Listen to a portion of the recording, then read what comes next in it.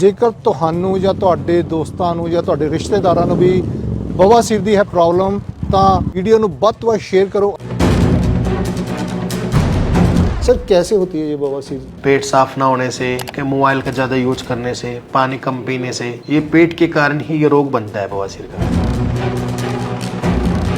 आपने बताया कि मोबाइल यूज़ करने से कैसे बवासीर? देखो, मोबाइल का ज़्यादा यूज़ करने से एक तो पेशेंट को नींद नहीं आती। जब नींद नहीं आएगी, भरपूर नींद नहीं आएगी, तो कब्ज़ की दिक्कत रहती है। कब्ज़ के कारण ये पाइल्स बनती है।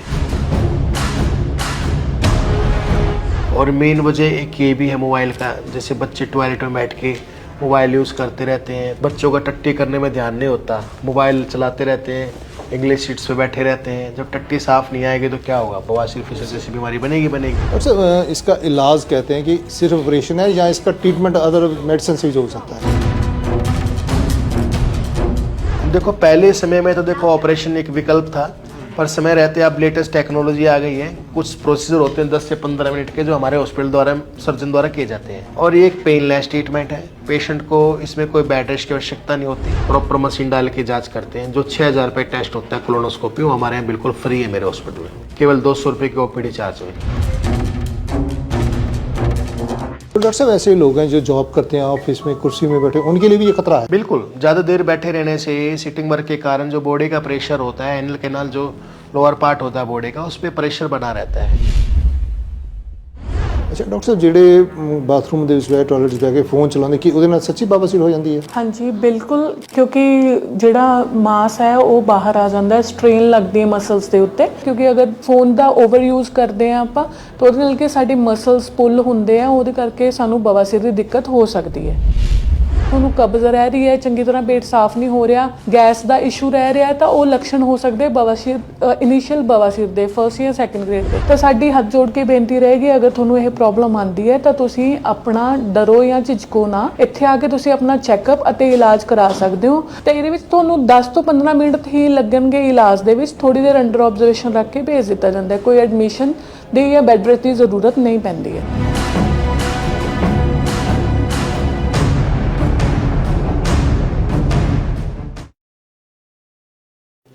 ਸੋ ਬਵਾਸੀਰ ਇੱਕ ਇਹੋ ਜਿਹੀ ਬਿਮਾਰੀ ਹੈ ਜਦੋਂ ਕਿਸੇ ਨੂੰ ਲੱਗਦੀ ਹੈ ਤਾਂ ਇੰਨੀ ਪ੍ਰੋਬਲਮ ਖੜੀ ਹੁੰਦੀ ਹੈ ਕਿ ਉਸ ਦੇ ਲਈ ਜਿਹੜਾ ਉੱਠਣਾ ਬੈਠਣਾ ਜਿਹੜਾ ਬੜਾ ਮੁਸ਼ਕਲ ਹੁੰਦਾ ਹੈ। ਕਈ ਲੋਕ ਕਹਿ ਦਿੰਦੇ ਕਿ ਇਹਦੇ ਹੋਣ ਦਾ ਕਾਰਨ ਹੈ ਕਿ ਮਸਾਲੇਦਾਰ ਚੀਜ਼ ਜਾਂ ਬੈਠਣਾ ਜਾਂ ਲਾਲ ਮਿਰਚ ਜਾਂ ਹੋਰ ਬਹੁਤ ਸਾਰੇ ਲੋਕ ਕਹਿੰਦੇ ਨੇ ਕਿ ਇਹ ਖਾਣ ਦੇ ਨਾਲ ਜਿਹੜੀ ਬਵਾਸੀਰ ਹੁੰਦੀ ਹੈ। ਪਰ ਅਸਲ ਅੱਜ ਜਾਣਾਂਗੇ ਡਾਕਟਰ ਸਾਡੇ ਨਾਲ ਨੇ, doctor Rahul ji, GP ਸਪਾਈਲ centre ਜਿਹੜੇ ਕਿ ਇੱਥੇ ਦੇ ਲੁਧਿਆਣੇ ਤੋਂ। ਉਹਨਾਂ ਨਾਲ ਗੱਲਬਾਤ ਕਰਦੇ ਕਿ ਵਜ੍ਹਾ ਕੀ ਹੈ, ਇਸ ਕਿਵੇਂ ਬਵਾਸੀਰ ਹੁੰਦੀ है तो ਇਹਦਾ इलाज ਕੀ है? डॉक्टर सब तो पहले सत श्रीकाल। सभी को सत श्रीकाल जी। सर कैसे होती है ये बवासीर? जो लोग कहते हैं कि बवासीर हो गई, लोग की पहचान नहीं होती, पेन होती है लेकिन मुश्किल बड़ी होती है। देखो, बवासीर के जो लक्षण होते हैं, गुदा के अंदर जलन रहना, दर्द रहना, खुजली होना, खून का रिसाव होना, पस का आना, कब्ज रहना, ये बवासीर के लक्षण होते हैं। होने की बहुत सी वजह होती हैं। लेट सोना, गरम मसाले ज़्यादा लेने से, मैदा खाने से, पेट साफ ना होने से, ठीक है, मोबाइल का ज़्यादा यूज करने से, पानी कम पीने से, ठीक है, बाहर का तला भुना ज़्यादा खाने से, ये पेट के कारण ही ये रोग बनता है बवासीर का। आपने बताया कि मोबाइल यूज़ करने से कैसे बवासीर होती है? देखो, मोबाइल का ज़्यादा यूज़ करने से एक तो पेशेंट को नींद नहीं आती, एंजाइटी रहती है। जिस पेशेंट को एंजाइटी रहती है तो उसको कब्ज ऑटोमेटिकली रहती है। जब नींद नहीं आएगी, भरपूर नींद नहीं आएगी, तो कब्ज की दिक्कत रहती है। कब्ज के कारण ये पाइल्स बनती है। कि जब लैट्रिन सूख जाती है, जोर लगाते हैं, जो नसें होती हैं फूली होती हैं, जोर लगा लगा के नसें जब फूल जाती है, इसका साइज बढ़ जाता है गुदा के रास्ते हेमोराइड वेन का, तो ये पाइल्स कहलाती है।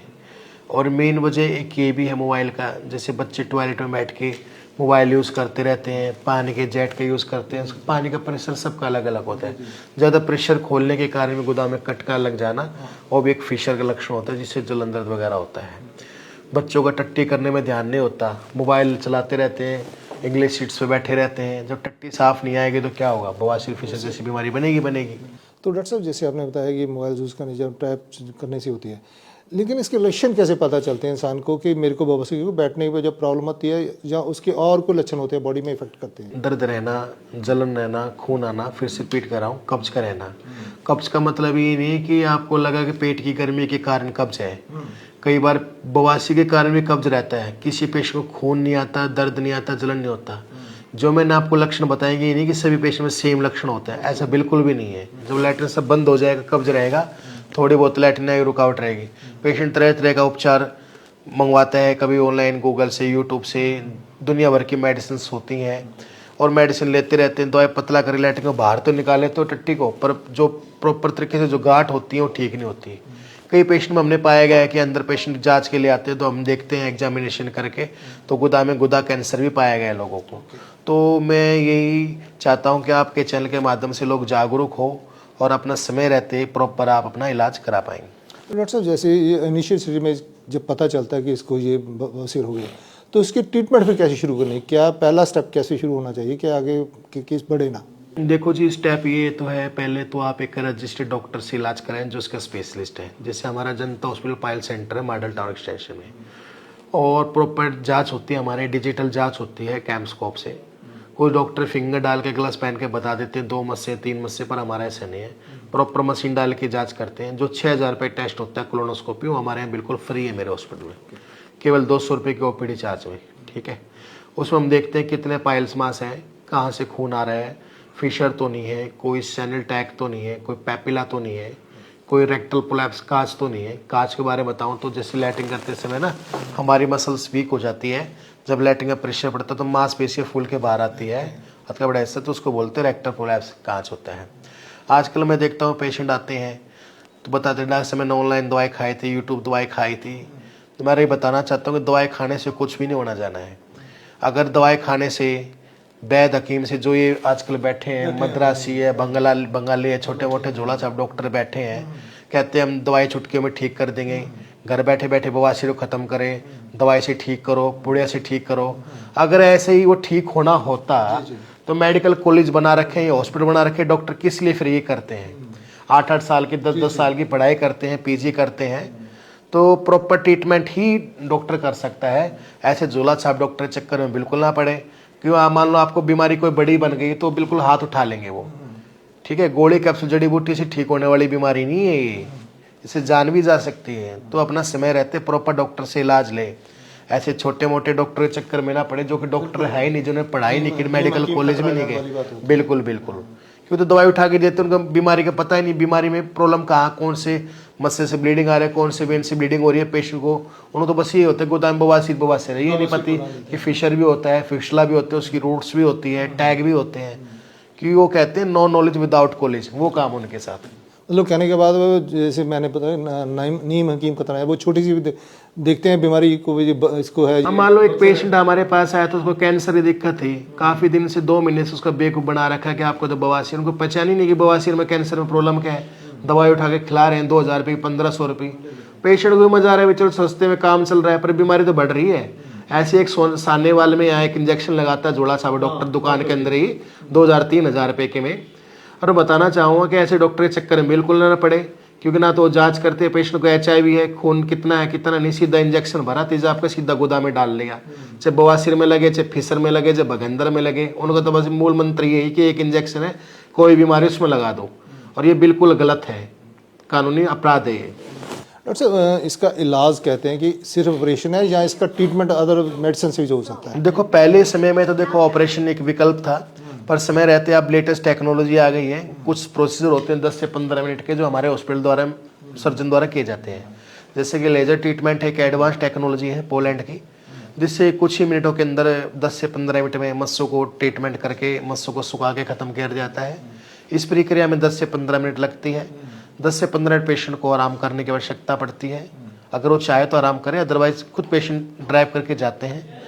और ये एक पेनलेस ट्रीटमेंट है, पेशेंट को इसमें कोई बेड रेस्ट की आवश्यकता नहीं होती, और जीवन भर के लिए हमारा आराम रहता है। हमारे हॉस्पिटल के द्वारा ये लिखित में दिया जाता है, अगर भविष्य में आपको दोबारा प्रॉब्लम कभी आती है तो निःशुल्क इलाज दिया जाएगा, दोबारा प्रॉब्लम कभी नहीं आएगी अगर पेशेंट अपना केयर रखेगा, लाइफ स्टाइल अच्छा रखेगा। तो दूसरी मशीन हमारे शंडी मशीन है, क्रायोथेरेपी सुपर कोल्ड ट्रीटमेंट, मस्सों को 196 डिग्री फ्रीज कर देते हैं, मस्से काले पैक के सूख के ख़त्म हो जाती है 2 से 3 दिन में। 10 मिनट इस प्रोसीजर में लगते हैं, पेशेंट इलाज करा के जा सकते हैं। और पूरे पंजाब से, पूरे हिमाचल प्रदेश से लोगों ने इसको बहुत लाइक किया है। ये काफ़ी एक पेनलेस ट्रीटमेंट है, इसको क्रायोथेरेपी बोलते हैं। डॉक्टर साहब, कई लोग कह देते हैं कि ये ऑपरेशन करने से हम काम नहीं करेंगे, जा नहीं सकते, कि घूम नहीं सकते, मतलब आपका कहना है कि ऑपरेशन छोटा है? ऑपरेशन भी कई तरह के होते हैं। कुछ डॉक्टर जो होते हैं, छोटे मोटे डॉक्टर होते हैं, 10-15 हज़ार में करते हैं। धागे वाला करते हैं, धागे वाला एक पेनफुल ट्रीटमेंट है, वो फ्री में हो जाएगा, मैं फ्री में कर दूंगा। क्योंकि उस धागा बांधने से मस्सों में क्या होता है, मस्से कट के गिरते हैं तो ब्लड निकलता है, दर्द रहता है, घाव बनता है। एक पुराना मेथड हो गया जी, इतना पुराना मेथड तो मुझे तो लगता नहीं कोई आज के समय में इतना टाइम है कोई दर्द पेन बर्दाश्त करे, जहर खाना मंजूर है। लोगों को इस तरह के पर धागे वाले इलाज नहीं कराते हैं। कि पेशेंट हमारे पास आते हैं जी, मैंने बंगाली पे इलाज करवाया था, एक क्लिनिक था वहाँ पे, उसने बोला जी 10 मिनट में मस्से को ख़त्म कर देंगे जड़ से। ऐसे पेशेंट बहुत आते हैं। मैं किसी की बुराई नहीं कर रहा, पर मेरा ये है लोगों को जागरूक करूँ, अपना समय पे इलाज करें। एक IRC मशीन है, काफ़ी अच्छे रिजल्ट्स रहे हैं उनके, 99.9 रिजल्ट्स रहते हैं। उससे क्या होता है, जो मस्से होते हैं किरणों द्वारा हीट देके सुखा के ख़त्म कर देते हैं, कॉन्ग्रेट करके। वो जर्मन टेक्नोलॉजी है। आजकल तो बहुत से ऐसे हॉस्पिटल है पंजाब में, हिमाचल में, जो हमारी कॉपीराइट करते हैं, कॉपी करते हैं, कि हमारे जैसा सेम लोगो लगा देते हैं।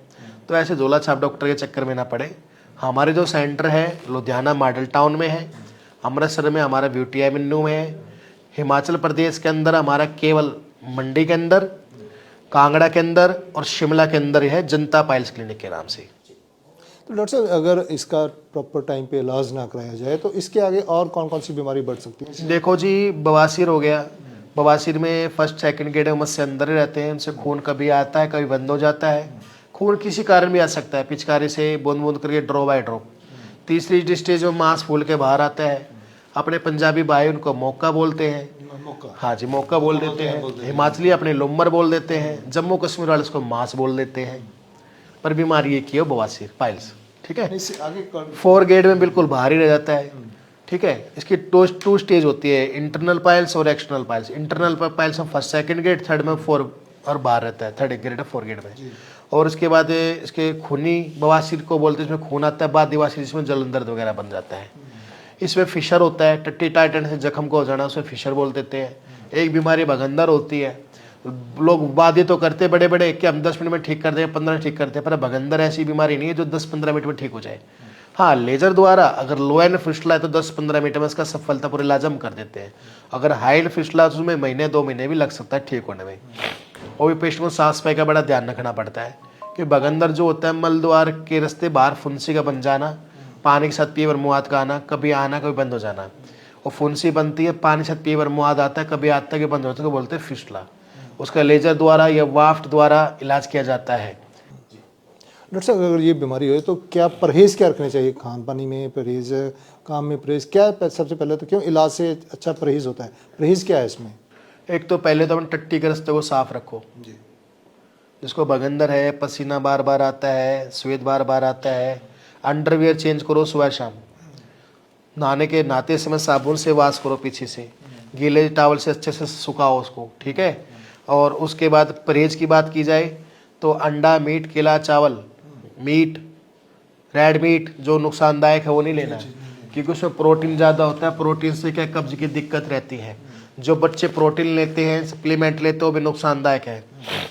ज़्यादा वजन उठाने से भी पाइल्स जैसी बीमारी पनपती है गुदा में, ठीक है। पानी के जेट के कारण भी बनती है, लेट सोने से, मसाले ज़्यादा लेने से, ठीक है। ये होते सारी प्रॉब्लम पेट की गर्मी और कब्ज और लीवर की गर्मी के कारण।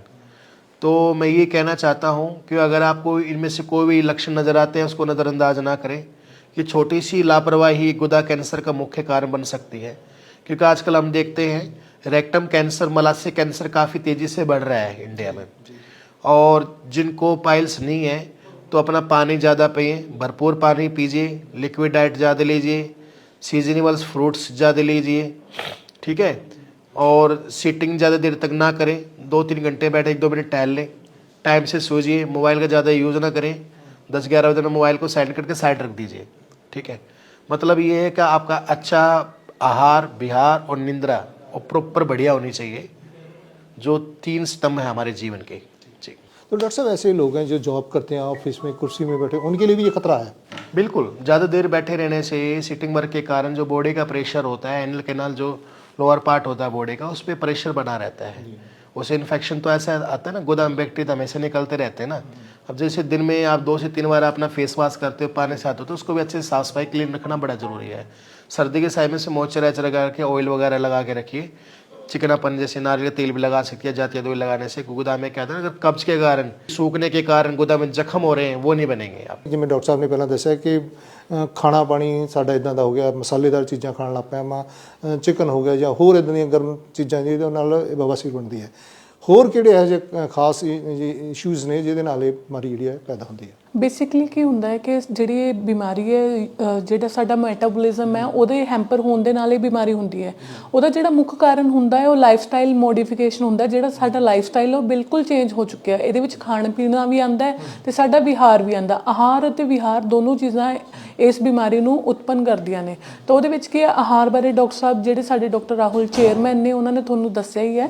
ਤੇ ਦੂਸਰਾ ਵਿਹਾਰ ਦੇ ਵਿੱਚ ਅਸੀਂ ਦੱਸਣਾ ਚਾਹੁੰਦੇ ਕਿ ਜਿਹੜੇ ਲੋਕ ਟਾਈਮ ਤੇ ਨਹੀਂ ਸੌਂਦੇ, ਦਿਨ ਰਾਤਰੀ ਜਾਗਰਣ ਕਰਦੇ ਨੇ ਜਾਂ ਫਿਰ ਟਾਇਲਟ ਵਿੱਚ ਫੋਨ ਯੂਜ਼ ਕਰਦੇ ਨੇ, ਬੇਸਿਕਲੀ ਕੀ ਹੈ ਕਿ ਉਹਦੇ ਕਰਕੇ ਸਟ੍ਰੇਨ ਪੈਂਦਾ ਵੈਸਲਸ ਤੇ। ਉਹ ਜਿਹੜੀ ਬਵਾਸੀਰ ਹੈ, ਬਵਾਸੀਰ ਦਾ ਮਤਲਬ ਇਹ ਹੁੰਦਾ ਕਿ ਸਾਡੀ ਜਿਹੜੀ ਐਨਲ ਏਰੀਆ ਦੀਆਂ ਨਸਾਂ ਨੇ ਉਹਨਾਂ ਦਾ ਫੁੱਲ ਜਾਣਾ। ਤਾਂ ਉਹ ਜਦੋਂ ਸਟ੍ਰੇਨ ਪੈਂਦਾ ਐਨਲ ਮਸਲਸ ਦੇ ਉੱਤੇ, ਉਹਨਾਂ ਦੇ ਕਰਕੇ ਜਿਹੜੀਆਂ ਨਸਾਂ ਨੇ ਉਹ ਫੁੱਲ ਜਾਂਦੀਆਂ, ਉਹਨਾਂ ਨੂੰ ਹੀ ਬਵਾਸੀਰ ਦਾ ਨਾਮ ਦਿੱਤਾ ਜਾਂਦਾ ਹੈ। ਇਸ ਤੋਂ ਇਲਾਵਾ ਜਿਹੜਾ ਵਿਹਾਰ ਦੇ ਵਿੱਚ ਮੈਂ ਤੁਹਾਨੂੰ ਦੱਸ ਦੇਣਾ ਚਾਹਾਂ, ਕਿਉਂਕਿ ਅੱਜ ਕੱਲ੍ਹ ਦਾ ਜਿਹੜਾ ਲਾਈਫ ਸਟਾਈਲ ਹੈ ਬਿਲਕੁਲ ਸੈਡੈਂਟਰੀ ਨਹੀਂ ਰਿਹਾ ਹੈ। ਜਿਹੜੇ ਲੋਕ ਹੈ ਅੱਜ ਕੱਲ੍ਹ ਕੀ ਹੈ ਕਿ ਸੈਰ ਵਗੈਰਾ ਨਹੀਂ ਕਰਦੇ, ਜ਼ਿਆਦਾਤਰ ਬਾਹਰੋਂ ਖਾਣਾ ਪਸੰਦ ਕਰਦੇ ਹੈ, ਠੀਕ ਹੈ। ਔਰ ਦੂਸਰਾ ਇੱਕ ਰੋਲ ਰਹਿੰਦਾ ਨਸ਼ਿਆਂ ਦਾ, ਕਿਉਂਕਿ ਨਸ਼ੇ ਬਹੁਤ ਜ਼ਿਆਦਾ ਵੱਧ ਰਹੇ ਹੈ ਇਸ ਟਾਈਮ 'ਤੇ। ਤਾਂ ਉਸ ਦੇ ਕਰਕੇ ਕੀ ਹੈ ਕਿ ਜਿਹੜੇ ਵੈਸਲਸ ਨੇ ਉਹ ਬਹੁਤ ਜ਼ਿਆਦਾ ਹੈਂਪਰ ਹੁੰਦੀਆਂ ਨੇ, ਬਵਾਸੀਰ ਉਤਪੰਨ ਹੁੰਦੀ ਹੈ ਇਸ ਕਰਕੇ। ਅੱਛਾ ਡਾਕਟਰ ਸਾਹਿਬ, ਜਿਵੇਂ ਤੁਸੀਂ ਦੱਸਿਆ ਕਿ ਆਹਾਰ ਅਤੇ ਵਿਵਹਾਰ ਹੋ ਗਿਆ, ਹੁਣ ਜਿਵੇਂ ਡਾਕਟਰ ਸਾਹਿਬ ਨੇ ਦੱਸਿਆ ਕਿ ਫੋਨ ਜਦੋਂ ਆਪਾਂ ਟਾਇਲਟ ਯੂਜ਼ ਕਰਦੇ ਹਾਂ, ਜਦੋਂ ਬਵਾਸੀਰ ਹੁੰਦੀ ਹੈ ਉਹਦੀ ਇਨੀਸ਼ੀਅਲ ਸਟੇਜ ਤੋਂ ਆਪਾਂ ਨੂੰ ਕੀ ਟ੍ਰੀਟਮੈਂਟ ਲੈਣਾ ਚਾਹੀਦਾ? ਜਦੋਂ ਇਨੀਸ਼ੀਅਲ ਸਟੇਜ ਆ ਗਈ, ਪਤਾ ਲੱਗਣਾ ਸ਼ੁਰੂ ਹੋ ਗਿਆ ਵੀ ਇਹਦਾ ਹੁਣ ਪਹਿਲਾ ਇਲਾਜ ਕੀ ਸ਼ੁਰੂ ਹੋਏਗਾ? ਜੀ ਬੇਸਿਕਲੀ ਕੀ ਹੁੰਦਾ ਹੈ ਕਿ ਬਵਾਸੀਰ ਦੀਆਂ 4 ਗ੍ਰੇਡਸ ਹੁੰਦੀਆਂ ਨੇ, 2 ਟਾਈਪਸ ਹੁੰਦੇ ਆ। ਜਿਹੜੇ 2 ਟਾਈਪਸ ਹੁੰਦੇ ਆ ਉਹਦੇ ਵਿੱਚ ਬਲੀਡਿੰਗ ਅਤੇ ਨੋਨ ਬਲੀਡਿੰਗ ਪਾਇਲਸ ਆਉਂਦੇ ਆ। ਜਿਹੜੇ ਗ੍ਰੇਡਸ ਹੁੰਦੀਆਂ ਨੇ ਉਹ 'ਚ 1st, 2nd, 3rd ਅਤੇ 4th ਗ੍ਰੇਡ ਦੀਆਂ ਪਾਇਲਸ ਹੁੰਦੀਆਂ ਨੇ। 1st ਅਤੇ 2nd ਗ੍ਰੇਡ ਦੇ ਵਿੱਚ ਮੌਕੇ ਅੰਦਰ ਹੀ ਰਹਿੰਦੇ ਆ, ਕੋਈ ਮਾਸ ਸਾਨੂੰ ਬਾਹਰ ਮਹਿਸੂਸ ਨਹੀਂ ਹੁੰਦਾ, ਬਟ ਸਾਨੂੰ ਕੌਨਸਟੀਪੇਸ਼ਨ ਦਾ ਹੋਣਾ, ਦਰਦ ਦਾ ਹੋਣਾ, ਹਲਕਾ ਫੁਲਕਾ ਖੂਨ ਆ ਜਾਣਾ, ਇਹ ਜਿਹੜੇ ਲੱਛਣ ਆ ਉਹ ਦਿਖਣੇ ਸ਼ੁਰੂ ਹੋ ਜਾਂਦੇ ਆ। ਤਾਂ ਜ਼ਰੂਰੀ ਨਹੀਂ ਹੈ ਕਿ ਤੁਸੀਂ ਇਲਾਜ ਬਿਲਕੁਲ 3rd ਜਾਂ 4th ਗ੍ਰੇਡ ਦੇ ਉੱਤੇ ਹੀ ਕਰਾਉਣਾ ਹੈ। ਅਗਰ ਤੁਹਾਨੂੰ ਇਹ ਚੀਜ਼ਾਂ ਜਾਂ ਲੱਛਣ ਮਹਿਸੂਸ ਹੋ ਰਹੇ ਹੈ ਕਿ ਤੁਹਾਨੂੰ ਕਬਜ਼ ਰਹਿ ਰਹੀ ਹੈ, ਚੰਗੀ ਤਰ੍ਹਾਂ ਪੇਟ ਸਾਫ਼ ਨਹੀਂ ਹੋ ਰਿਹਾ, ਗੈਸ ਦਾ ਇਸ਼ੂ ਰਹਿ ਰਿਹਾ, ਤਾਂ ਉਹ ਲੱਛਣ ਹੋ ਸਕਦੇ ਬਵਾਸੀਰ, ਇਨੀਸ਼ੀਅਲ ਬਵਾਸੀਰ ਦੇ 1st ਜਾਂ 2nd ਗ੍ਰੇਡ ਦੇ। ਉਹਦੇ ਵਿੱਚ ਕੀ ਹੈ, ਤੁਸੀਂ ਆਪਣਾ ਚੈੱਕਅਪ ਕਰਾ ਕੇ ਆਪਣਾ ਇਲਾਜ ਉਸ ਟਾਈਮ 'ਤੇ ਵੀ ਲੈ ਸਕਦੇ ਹੋ। ਹੁਣ 3rd ਜਾਂ 4th ਗ੍ਰੇਡ ਦੇ ਵਿੱਚ ਕੀ ਹੈ ਕਿ 3rd ਦੇ ਗ੍ਰੇਡ ਦੇ ਵਿੱਚ ਮੱਸੇ ਬਾਹਰ ਆਉਣੇ ਸ਼ੁਰੂ ਹੋ ਜਾਂਦੇ ਆ। ਉਹਨਾਂ ਨੂੰ ਪੁਸ਼ ਕਰਾਂਗੇ ਹੈਂਡ ਦੇ ਨਾਲ ਜਾਂ ਫਿਰ ਉਹ ਆਪਣੇ ਆਪ ਥੋੜ੍ਹਾ ਚੱਲਣਾ ਅੰਦਰ ਚਲੇ ਜਾਂਦੇ ਨੇ। ਬਟ 4th ਗ੍ਰੇਡ ਕੀ ਹੁੰਦਾ, ਉਹਦੇ ਵਿੱਚ ਮੌਕੇ ਆ ਜਿਹੜੇ ਉਹ ਬਾਹਰ ਹੀ ਰਹਿ ਜਾਂਦੇ, ਉਹ ਪੁਸ਼ ਕਰਨ ਦੇ ਨਾਲ ਵੀ ਨਹੀਂ ਜਾ ਪਾਉਂਦੇ। ਤਾਂ ਉਹਨਾਂ ਦੇ ਵਿੱਚ ਕੀ ਹੈ ਕਿ ਆਪਾਂ ਇਲਾਜ ਤਾਂ ਸਾਨੂੰ ਕਰਾਉਣਾ ਜ਼ਰੂਰੀ ਹੋ ਹੀ ਜਾਂਦਾ ਹੈ, ਕਿਉਂਕਿ ਉਸ ਟਾਈਮ 'ਤੇ ਪੇਸ਼ੈਂਟ ਨੂੰ ਪਰੇਸ਼ਾਨੀ ਬਹੁਤ ਜ਼ਿਆਦਾ ਹੋ ਜਾਂਦੀ ਹੈ, ਲਾਸਟ ਸਟੇਜਸ ਹੋਣੀਆਂ ਸ਼ੁਰੂ ਹੋ ਜਾਂਦੀਆਂ। ਬਟ ਫਿਰ ਵੀ ਅਸੀਂ ਇਹ ਕਹਿਣਾ ਚਾਹਾਂਗੇ ਜਾਂ ਤੁਹਾਨੂੰ ਅਗਰ ਲੱਛਣ 1st ਜਾਂ 2nd ਗ੍ਰੇਡ 'ਤੇ ਵੀ ਮਹਿਸੂਸ ਹੁੰਦੇ ਆ ਤਾਂ ਤੁਸੀਂ ਆਪਣਾ ਇੱਥੇ ਆ ਕੇ ਡਾਇਗਨੋਸਿਸ, ਕਿਉਂਕਿ ਡਾਇਗਨੋਸਿਸ ਇੱਥੇ ਬਹੁਤ ਹੀ ਸੌਖਾ ਕਰ ਦਿੱਤਾ ਡਾਕਟਰ ਸਾਹਿਬ ਨੇ। ਇਹਦੇ ਵਿੱਚ 200 ਸਾਡੀ ਜਿਹੜੀ ਮਿਨੀਮਲ ਫੀਸ ਹੈ ਕੰਸਲਟੇਸ਼ਨ ਦੀ, ਉਹਦੇ ਵਿੱਚ ਆ ਕੇ ਤੁਸੀਂ ਜਿਹੜਾ ਸਾਡੇ ਕੋਲ 6000 ਦਾ ਬਾਹਰ ਚੈੱਕਅਪ ਹੁੰਦਾ ਹੈ ਕੋਲੋਨੋਸਕੋਪੀ, ਉਹ ਇੱਥੇ ਕੈਮਸਕੋਪ ਦੇ ਨਾਲ ਅਸੀਂ ਉਸੇ ਫੀਸ ਦੇ ਵਿੱਚ ਚੈੱਕ ਕਰ ਦਿੰਦੇ ਹਾਂ ਤਾਂ ਕਿ ਤੁਹਾਡਾ ਪ੍ਰੋਪਰਲੀ 200 ਦੇ ਵਿੱਚ, 200 ਜੀ 200 ਫੀਸ ਦੇ ਵਿੱਚ 6000 ਦਾ ਉਹਨੂੰ ਫਾਇਦਾ ਹੋਏਗਾ ਜੀ ਬਿਲਕੁਲ। ਕਿਉਂਕਿ ਬਹੁਤ ਸਾਰੇ ਜਿਹੜੇ ਲੋਕ ਨੇ ਉਹ ਵਾਂਝੇ ਰਹਿ ਜਾਂਦੇ ਹੈ ਇਲਾਜ ਤੋਂ, ਕਿਉਂਕਿ ਉਹਨਾਂ ਨੂੰ ਫਸਟਲੀ ਡਾਇਗਨੋਸਿਸ ਹੀ ਨਹੀਂ ਮਿਲਿਆ ਹੁੰਦਾ। ਤਾਂ ਅਗਰ ਜਦ ਤੱਕ ਜੜ ਨਹੀਂ ਪਤਾ ਚੱਲਦੀ, ਸਾਨੂੰ ਪਤਾ ਨਹੀਂ ਚੱਲਦਾ ਵੀ ਬਿਮਾਰੀ ਕੀ ਹੈ, ਉਦੋਂ ਤੱਕ ਉਹਦਾ ਇਲਾਜ ਕਿਵੇਂ ਕਰ ਸਕਦੇ ਹਾਂ। ਤਾਂ ਇਸ ਲਈ ਅਸੀਂ ਕਹਿੰਦੇ ਹਾਂ ਕਿ ਆਨਲਾਈਨ ਦਵਾਈਆਂ ਦੇ ਚੱਕਰ 'ਚ ਨਾ ਪਾਓ, ਕਿਉਂਕਿ ਉਹਨਾਂ ਨੇ ਪੇਸ਼ੈਂਟ ਨੂੰ ਚੈੱਕ ਨਹੀਂ ਕੀਤਾ ਹੋਇਆ। ਤੁਸੀਂ ਇੱਥੇ ਆ ਕੇ ਆਪਣਾ ਚੈੱਕਅਪ ਕਰਾਓ ਅਤੇ ਆਪਣਾ ਇਲਾਜ ਪ੍ਰੋਪਰਲੀ ਕਰਾ ਸਕਦੇ ਹੋ। ਅੱਛਾ ਡਾਕਟਰ ਸਾਹਿਬ, ਇੱਕ ਮੇਰਾ ਲਾਸਟ ਸਵਾਲ ਹੈ ਕਿ ਜਦੋਂ ਇਦਾਂ ਦੀ ਪ੍ਰੋਬਲਮ ਆਉਂਦੀ ਹੈ ਜਾਂ ਕਿਸੇ ਡਾਕਟਰ ਕੋਲ ਪਿੰਡ ਬੰਦੇ 'ਤੇ ਚਲੇ ਜਾਂਦਾ, ਜਾਂ ਜਿਹੜਾ ਡਾਕਟਰ ਇਸ ਵਿੱਚ ਮਾਹਰ ਨਹੀਂ ਉਹਨਾਂ ਕੋਲ ਜਾਂਦਾ, ਉਹ ਜਾਂ ਫਿਰ ਦੇਸੀ ਕੋਲ ਜਾਂਦਾ, ਕਹਿੰਦੇ ਮੋਕਾ ਅਤੇ ਬਵਾਸੀਰ 'ਚ ਕੀ ਫਰਕ? ਕਈ ਕਹਿੰਦੇ ਮੋਗਾ ਹੋ ਗਿਆ ਜੀ, ਤੁਹਾਡੇ ਮੋਕਾ ਹੋ ਗਿਆ, ਜਾਂ ਕਹਿੰਦੇ ਉਹਨੂੰ ਇਹ ਵੀ ਨਹੀਂ ਪਤਾ ਬਵਾਸੀਰ ਅਤੇ ਮੋਕੇ ਵੈਸੇ ਕੀ ਫਰਕ ਕੀ ਹੈ, ਜਦੋਂ ਇਹ ਵੀ ਕਹਿ ਦਿੰਦੇ ਤੁਹਾਨੂੰ ਤਾਂ ਮੋਕਾ ਹੋਇਆ ਜੀ। ਦੇਖੋ, ਅਗਰ ਅਸੀਂ ਦੱਸਣਾ ਚਾਹੀਏ ਕਿ ਇੱਥੇ ਜਿਹੜਾ ਪੰਜਾਬ ਦੇ ਵਿੱਚ ਕਿ ਯੂਜਲੀ ਜਿਹੜਾ ਮਾਸ ਵਧਿਆ ਹੁੰਦਾ ਬਵਾਸੀਰ ਦਾ, ਉਹਨੂੰ ਹੀ ਮੋਕਾ ਬੋਲ ਦਿੰਦੇ ਆ, ਠੀਕ ਹੈ। ਬਟ ਵਾਰਟਸ ਜਿਹੜੇ ਹੁੰਦੇ ਉਹ ਇੱਕ ਡਿਫਰੈਂਟ ਚੀਜ਼ ਹੁੰਦੀ ਹੈ। ਜੈਨੀਟਲ ਵਾਰਟਸ ਦਾ ਹੋ ਜਾਣਾ ਉਹ ਇੱਕ ਅਲੱਗ ਚੀਜ਼ ਹੈ, ਪਾਇਲਸ ਅਲੱਗ ਚੀਜ਼ ਹੁੰਦੀ ਹੈ। ਜਿਹੜੇ ਬਾਹਰ ਤੁਹਾਨੂੰ ਫੇਸ 'ਤੇ ਜਾਂ ਫਿਰ ਨੈਕ 'ਤੇ ਮੌਕੇ ਦਿਖਦੇ ਆ ਉਹ ਵਾਰਟਸ ਹੁੰਦੇ ਆ, ਵਾਰਟਸ ਜਾਂ ਮੋਲਸ ਹੁੰਦੇ ਨੇ। ਉੱਦਾਂ ਦੇ ਅਗਰ ਤੁਹਾਨੂੰ ਮੌਕੇ ਮਹਿਸੂਸ ਹੁੰਦੇ ਆ ਤਾਂ ਉਹ ਜੈਨੀਟਲ ਵਾਰਟਸ ਹੁੰਦੇ ਆ। ਉਹਨਾਂ ਦਾ ਵੀ ਇਲਾਜ ਕਰਵਾਉਣਾ ਜ਼ਰੂਰੀ ਹੁੰਦਾ ਕਿਉਂਕਿ ਉਹ ਫੈਲਦੇ ਨੇ ਬਹੁਤ ਤੇਜ਼ੀ ਨਾਲ, ਹਾਰਡ ਸਟੋਨ ਵਰਗੇ ਹੁੰਦੇ ਨੇ। ਬਟ ਪਾਈਲਸ ਦਾ ਜਿਹੜੇ ਉਹ ਸੌਫਟ ਹੁੰਦੇ ਆ, ਲਾਲ ਰੰਗ ਦੀਆਂ ਗੱਠਾਂ ਹੁੰਦੀਆਂ ਨੇ, ਬਟ ਕਾਮਨਲੀ ਉਹਨੂੰ ਇੱਥੇ ਵੀ ਮੋਕੇ ਹੀ ਬੋਲ ਦਿੱਤਾ ਜਾਂਦਾ ਹੈ। ਤੇ ਤੁਸੀਂ ਇਲਾਜ ਇਸੇ ਕਰਕੇ ਅਸੀਂ ਕਹਿੰਦੇ ਆ ਕਿ ਤੁਸੀਂ ਬਿਨਾਂ ਡਾਇਗਨੋਸਿਸ ਦੇ ਇਲਾਜ ਨਾ ਕਰੋ, ਉਹਨੂੰ ਹੀ ਮੁੱਕਾ ਬੋਲ ਦਿੰਦੇ ਆ ਜੀ। ਹਾਂਜੀ ਡਾਕਟਰ ਸਾਹਿਬ, ਕਈ ਵਾਰੀ ਮਹਿਲਾਵਾਂ ਦੇ ਇਦਾਂ ਦੀ ਪ੍ਰੋਬਲਮ ਬਵਾਸੀਰ ਦੀ ਆ ਜਾਂਦੀ ਆ ਤਾਂ ਡਰਦੀਆਂ ਨੇ, ਆਪਰੇਸ਼ਨ ਕਰਨ ਤੋਂ ਡਰਦੀਆਂ ਜਾਂ ਟ੍ਰੀਟਮੈਂਟ ਕਰਨ ਤੋਂ ਡਰਦੀਆਂ ਨੇ, ਉਹਨਾਂ ਲਈ ਕੀ ਸੁਨੇਹਾ, ਕੀ ਉਹਨਾਂ ਨੂੰ? ਜੀ ਬਿਲਕੁਲ, ਸਾਡੀ ਤਾਂ ਬੇਨਤੀ ਹੈ ਸਗੋਂ ਭੈਣਾਂ ਤੇ ਮਹਿਲਾਵਾਂ ਮਾਤਾਵਾਂ ਨੂੰ, ਕਿਉਂਕਿ ਇਹ ਬਿਮਾਰੀ ਹੈ ਕਾਮਨਲੀ ਮਿਲਦੀ ਹੈ ਮਹਿਲਾਵਾਂ ਦੇ ਵਿੱਚ, ਕਿਉਂਕਿ ਆਫਟਰ ਪ੍ਰੈਗਨੈਂਸੀ ਵੀ ਯੂਟਰਸ ਦਾ ਜਿਹੜਾ ਭਾਰ ਹੁੰਦਾ ਉਹਦੇ ਕਰਕੇ ਐਨਲ ਵੈਸਲਸ ਫੁੱਲ ਜਾਂਦੀਆਂ ਨੇ। ਬਵਾਸੀਰ ਦੀ ਦਿੱਕਤ ਬਹੁਤ ਹੀ ਕਾਮਨ ਹੁੰਦੀ ਹੈ ਆਫਟਰ ਪ੍ਰੈਗਨੈਂਸੀ। ਤਾਂ ਸਾਡੀ ਹੱਥ ਜੋੜ ਕੇ ਬੇਨਤੀ ਰਹੇਗੀ, ਅਗਰ ਤੁਹਾਨੂੰ ਇਹ ਪ੍ਰੋਬਲਮ ਆਉਂਦੀ ਹੈ ਤਾਂ ਤੁਸੀਂ ਆਪਣਾ ਡਰੋ ਜਾਂ ਝਿਜਕੋ ਨਾ, ਇੱਥੇ ਆ ਕੇ ਤੁਸੀਂ ਆਪਣਾ ਚੈੱਕਅਪ ਅਤੇ ਇਲਾਜ ਕਰਾ ਸਕਦੇ ਹੋ। ਇਹਦੇ ਵਿੱਚ ਕੋਈ ਵੀ ਡਰਨ ਦੀ ਲੋੜ ਨਹੀਂ ਹੈ, ਕਿਉਂਕਿ ਇੱਥੇ ਫੀਮੇਲ ਡਾਕਟਰ ਮੈਂ ਆਪ ਅਵੇਲੇਬਲ ਹਾਂ, ਜਾਂ ਫਿਰ ਸਾਡੇ ਕੋਲ ਪੂਰਾ ਫੀਮੇਲ ਸਟਾਫ ਅਵੇਲੇਬਲ ਹੈ। ਪ੍ਰੀ ਕਾਉਂਸਲਿੰਗ ਦਿੱਤੀ ਜਾਂਦੀ ਹੈ ਮਹਿਲਾਵਾਂ ਨੂੰ, ਡਰ ਨਹੀਂ ਹੈ, ਝਿਜਕਣ ਦੀ, ਕਿਉਂਕਿ ਕਈ ਵਾਰ ਸਾਡੇ ਕੋਲ ਪੇਸ਼ੈਂਟ ਆਉਂਦੇ ਨੇ, ਉਹਨਾਂ ਨੇ ਬਿਮਾਰੀ ਬਹੁਤ ਚਿਰ ਤੋਂ ਛੁਪਾਈ ਹੁੰਦੀ ਹੈ, ਉਹਦੇ ਕਰਕੇ ਕੀ ਹੈ ਕਿ ਉਹਨਾਂ ਨੂੰ ਦਿੱਕਤ ਦਾ ਸਾਹਮਣਾ ਕਰਨਾ ਪੈਂਦਾ। ਔਰ ਜਿਸ ਸਟੇਜ 'ਤੇ ਉਹ ਆਉਂਦੇ ਆ, ਸਾਨੂੰ ਵੀ ਇਲਾਜ ਕਰਨ ਲੱਗਿਆ ਫਿਰ ਇੱਦਾਂ ਹੁੰਦਾ ਕਿ ਇਸਨੇ ਇਸ ਬਿਮਾਰੀ ਨੂੰ ਕਿੱਦਾਂ ਝੇਲਿਆ ਹੋਵੇਗਾ। ਤਾਂ ਸਾਡੇ ਕੋਲ ਆ ਕੇ ਤੁਸੀਂ ਆਪਣਾ ਜਾਂਚ ਅਤੇ ਇਲਾਜ ਕਰਾ ਸਕਦੇ ਹੋ। ਆਉਣਾ ਹੈ ਤੁਸੀਂ Janta hospital Payal centre 22A model town extension near Krishna Mandir, Ludhiana. ਅੱਛਾ ਡਾਕਟਰ ਸਾਹਿਬ, ਲੋਕਾਂ ਦੇ ਮਨਾਂ 'ਚ ਇੱਕ ਡਰ ਵੀ ਹੁੰਦਾ ਬਵਾਸੀਰ ਦਾ ਆਪਰੇਸ਼ਨ ਬੜਾ ਲੰਬਾ ਹੈ, ਇਹਨਾਂ ਮੈਨੂੰ ਕੰਮ ਨਹੀਂ ਕਰਨਾ ਪੈਣਾ, ਮੈਂ ਮੇਰੇ ਬਿਜ਼ਨਸ ਰੁਕ ਜਾਣਾ, ਮੈਂ ਜੋਬ ਕਦੇ ਹੋ ਰਹਿ ਜਾਣਾ, ਘਰੇਲੂ ਕੰਮ ਲੈਣਾ, ਕੀ ਇਹਦੇ ਵਿੱਚ ਇੱਦਾਂ ਦਾ ਕੋਈ ਡਰ ਹੈ? ਨਹੀਂ, ਉਹੀ ਸਾਡੇ ਕੋਲ ਇਸੇ ਕਰਕੇ ਭੀੜ ਜ਼ਿਆਦਾ ਹੁੰਦੀ ਹੈ, ਕਿਉਂਕਿ ਜਿਹੜਾ ਬਾਹਰ ਆਪਰੇਸ਼ਨ ਹੁੰਦਾ ਹੈਮਰੋਡੈਕਟਮੀ ਜਾਂ ਫਿਸ਼ਰੈਕਟਮੀ, ਉਹਦੇ ਵਿੱਚ ਐਡਮਿਸ਼ਨ ਦੀ ਜ਼ਰੂਰਤ ਪੈਂਦੀ ਹੈ। 2 ਤੋਂ 4 ਦਿਨ ਉਹਨਾਂ ਨੂੰ ਪੇਸ਼ੈਂਟ ਨੂੰ ਐਡਮਿਟ ਰੱਖਿਆ ਜਾਂਦਾ ਹੈ। ਥੋੜ੍ਹੀ ਬੈੱਡ ਰਿਕਵਰੀ ਵੀ, ਜਿਹੜੀ ਬੈੱਡ ਰੈਸਟ ਆ ਉਹ ਲੰਬੀ ਰਹਿੰਦੀ ਹੈ। ਸਾਡੇ ਇੱਥੇ ਜਿਹੜੇ ਇਲਾਜ ਅਵੇਲੇਬਲ ਨੇ ਉਹ ਬਿਲਕੁਲ ਆਧੁਨਿਕ ਮਸ਼ੀਨਾਂ ਨਾਲ ਕੀਤੇ ਜਾਂਦੇ ਨੇ। ਤਾਂ ਉਹਦੇ ਵਿੱਚ ਲੇਜ਼ਰ ਮਸ਼ੀਨ, ਠੰਡੀ ਮਸ਼ੀਨ, ਜਰਮਨ ਮਸ਼ੀਨ ਟੈਕਨੋਲੋਜੀ ਨਾਲ ਕੀਤਾ ਜਾਂਦਾ ਇਲਾਜ। ਤਾਂ ਇਹਦੇ ਵਿੱਚ ਤੁਹਾਨੂੰ 10 ਤੋਂ 15 ਮਿੰਟ ਹੀ ਲੱਗਣਗੇ ਇਲਾਜ ਦੇ ਵਿੱਚ, ਥੋੜ੍ਹੀ ਦੇਰ ਅੰਡਰ ਆਬਜ਼ਰਵੇਸ਼ਨ ਰੱਖ ਕੇ ਭੇਜ ਦਿੱਤਾ ਜਾਂਦਾ ਹੈ। ਕੋਈ ਐਡਮਿਸ਼ਨ ਦੀ ਜਾਂ ਬੈੱਡ ਰੈਸਟ ਦੀ ਜ਼ਰੂਰਤ ਨਹੀਂ ਪੈਂਦੀ ਹੈ।